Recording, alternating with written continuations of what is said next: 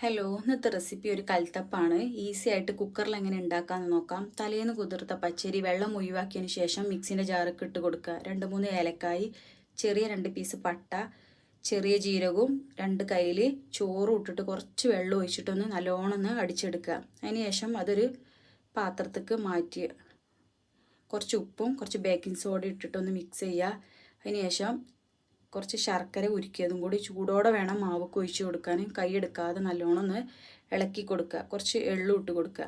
ഒരു പാൻ വെച്ചതിന് ശേഷം കുറച്ച് വെളിച്ചെണ്ണ, ചെറിയ ഉള്ളി, തേങ്ങാക്കൊത്തും ഇട്ടിട്ടൊന്ന് റോസ്റ്റ് ചെയ്തിട്ട് ഒന്ന് മാറ്റി വെക്കുക. ഇങ്ങോട്ടൊരു കുക്കർ വെച്ചിട്ട് കുറച്ച് വെളിച്ചെണ്ണ ഒഴിച്ച് കൊടുക്കുക. നല്ലോണം ചൂടായതിന് ശേഷം മാവ് ഒഴിച്ച് കൊടുക്കുക.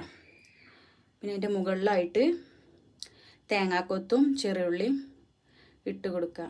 എന്നിട്ട് ഒരു 30 മിനിറ്റ് അല്ലെങ്കിൽ ഒരു 45 മിനിറ്റ് വിസിൽ ഒഴിവാക്കിയതിന് ശേഷം ഒന്ന് വേവിച്ചെടുക്കുക.